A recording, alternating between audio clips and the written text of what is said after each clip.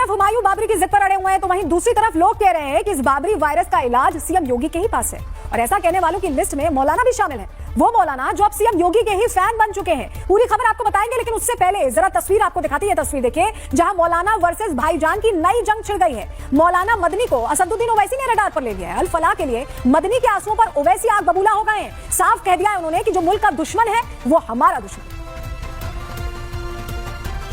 London के अंदर mayor बन सकता है एक खान, हिंदुस्तान के अंदर किसी मुस्लिम यूनिवर्सिटी का कोई आदमी वाइस चांसलर नहीं बन सकता। और अगर बनेगा तो आदम खां की तरह जेल के अंदर जाएगा, इकबाल की तरह औलाद जेल में डाल दी जाएगी। आज देख लीजिए अल फलाह का क्या हो रहा है, जेल में पड़ा हुआ है और कितने साल जेल के अंदर गुजरते हैं नहीं जानता कोई आदमी। यहां पर यह भी कहना जरूरी है कि जब वतन की मोहब्बत की बात हम करते हैं तो जो तालीम इदारे मुसलमानों ने कायम किए, अगर कोई उस तालीम इदारे में बैठकर बम बनाने की साजिश करता है तो हम उसकी भी मजम्मत करते हैं।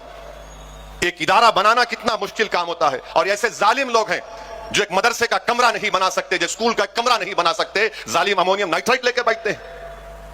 14 लोग मारे गए, मुसलमान भी मारे गए, हिंदू भी मारे गए। तो ऐसी जहनियत के लोगों के खिलाफ भी हमको इनकी खुलकर मजम्मत करनी चाहिए। ये जो मुल्क का दुश्मन है वो हमारा दुश्मन है। तो सुना आपने, अब एक तरफ ओवैसी ने मौलाना मदनी की जमकर क्लास लगाई है तो वहीं दूसरी तरफ बरेली के मौलाना शहाबुद्दीन बरेलवी भी पीछे नहीं रहे। उन्होंने भी मदनी को देशभक्ति का पाठ पढ़ा दिया है। मदनी साहब हिंदुस्तान की मशहूर शख्सियत हैं और जमीयतुल उलमा के अध्यक्ष हैं। उनके बयान से मैं इत्तफाक नहीं रखता हूँ। उन्होंने जो कहा कि मुसलमानों को टारगेट किया जा रहा है, तो मुसलमान भारत में आज़ाद है, आज़ाद भारत का वो आज़ाद मुसलमान हिस्सा है।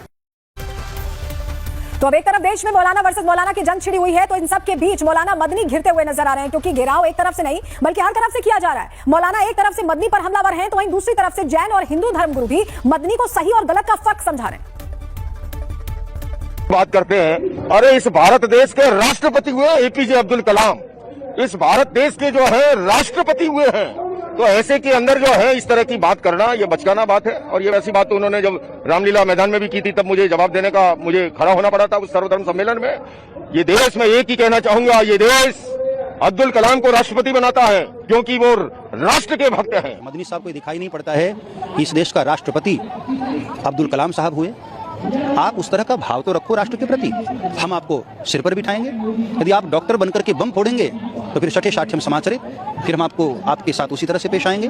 हम कायर नहीं हैं, हम केवल सहन कर रहे हैं। इसका मतलब हम कायर नहीं हैं। महाभारत की लड़ाई इसी देश ने लड़ी है। देखिए, मौलाना मदनी की हर तरफ से आलोचना के पीछे की वजह उनका वो बयान है जिसमें उन्होंने मजहबी कार्ड खेलने की कोशिश की थी। पूरा मामला क्या है ग्राफिक्स के जरिए आपको बता देते हैं। कहा क्या था, दरअसल मौलाना अरशद मदनी ने मजहबी कार्ड खेलने की कोशिश की। जमीयत उलेमा हिंद के अध्यक्ष हैं मदनी, हम आपको बता रहे हैं डिटेल इस पर। 22 नवंबर को दिल्ली में एक प्रेस कॉन्फ्रेंस में उन्होंने ये बयान दिया। कहा कि भारत में मुसलमान वीसी भी नहीं बन सकते, वाइस चांसलर। अल फलाह के समर्थन में मौलाना मदनी यहाँ ये बयान देते दिखाई दिए। लेकिन मौलाना मदनी के खिलाफ आए बाकी मौलाना अहमद इलियासी ने बयान की निंदा की। कहा कि अराजकता फैलाने वाले आतंकवाद का समर्थन कर रहे हैं।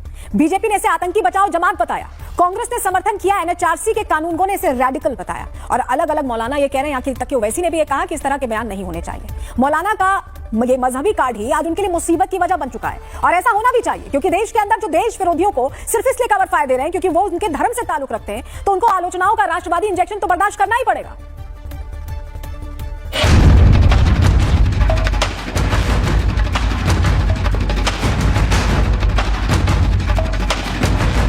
आतंकवादियों और इस्लामिक जिहादियों को कवर फायर देने वाले मौलाना अरशद मदनी के बयान पर देश में घमासान मचा हुआ है। दिल्ली में धमाका करने वाले आतंकियों के लिए मदनी ने हमदर्दी जताई, लेकिन जान गंवाने वाले परिवारों को सांत्वना वाले 2 शब्द नहीं निकले। बीजेपी ने कहा कि इस देश को कलाम चाहिए, कलाम की सोच अगर हम आगे बढ़ाएंगे तभी मुस्लिम वर्ग का भला होगा। लेकिन जिस सोच को खाद पानी दिया जा रहा है उससे जिहादी मानसिकता को बढ़ावा मिलेगा। उनको मालूम होना चाहिए कि भारत का मुसलमान भारत का राष्ट्रपति बन सकता है, क्रिकेट हॉकी का कैप्टन बन सकता है, भारत का मुसलमान चीफ जस्टिस बन सकता है, भारत का मुसलमान एयर चीफ मार्शल बन सकता है, भारत का मुसलमान हर वो पद को पा सकता है जो भारत के संविधान ने उसको अधिकार दिया है। और इसकी बहुत सी मिसालें रही हैं। लेकिन ये कहना कि कहीं का वाइस चांसलर नहीं बन सकता, ये बहुत गैर जिम्मेदाराना बयान है।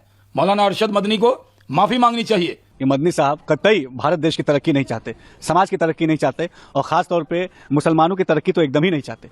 आज आतंकवाद के खिलाफ इस देश को एकजुट होकर लड़ने की जरूरत है। ऐसे समय में मौलाना साहब के ऐसे बयान साफ दर्शाते हैं कि उनको आतंकवाद को रोकने में कहीं कोई इंटरेस्ट नहीं है।